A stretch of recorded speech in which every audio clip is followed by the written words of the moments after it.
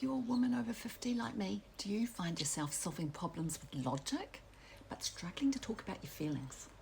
The hyper-rational saboteur often develops in capable women who have learned to rely on thinking, planning, analysing, solving problems.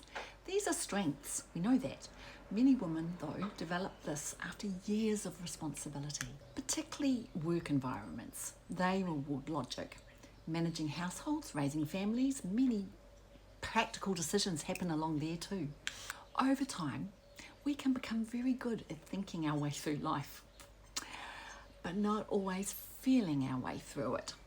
This can show up in small ways like solving someone's problem instead of listening. I know I'm guilty of that. Finding it easier to talk about facts than feelings, or even ignoring your own body signals because we think we can push through. Sometimes it sounds like, I'll deal with that later. I'm fine. I'll just keep going, not because we don't feel, but because things feel safer than feeling.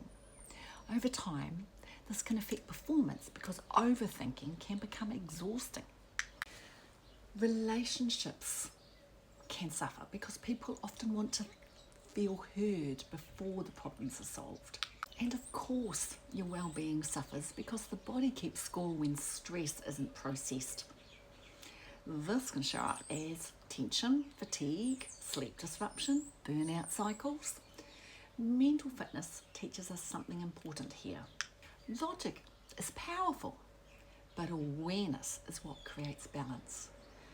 Many high-functioning women don't struggle because they aren't capable. They struggle because they've learned to rely on capability alone.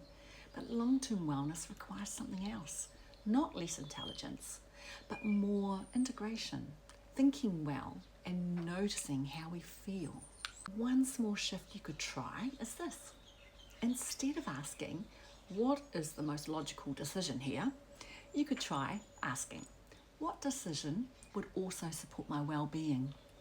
That might mean noticing fatigue before pushing harder, learning to say no, allowing for rest without needing to earn it.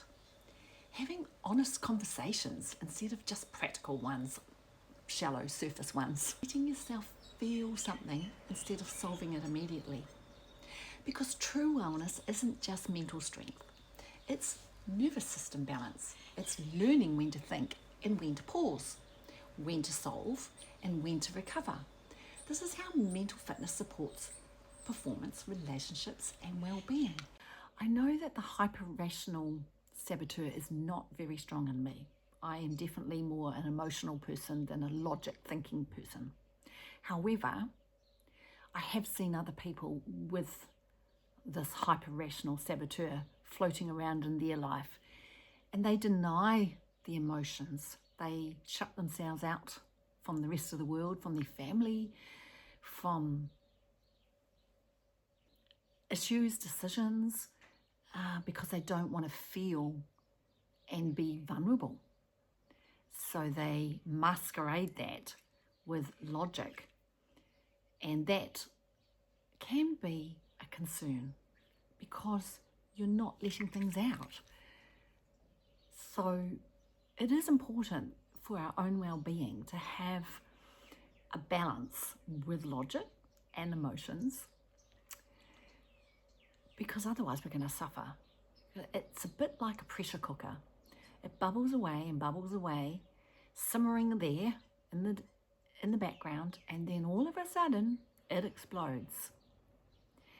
And you never know what's going to happen when that happens. It can be quite traumatic because people deal with nervous breakdowns in different ways. This is influencing your life. You might want to see how you can work on strategies to overcome it. All you have to do is just become aware that, oh, that's the hyper-rational talking. We can help you address it and minimize the issue of that so that you can be a better person to be around and to help others. If it's not just for others, it's for yourself. It's for your own well-being as well. That's what truly matters, is working with yourself to make improvements. Awareness is where change begins.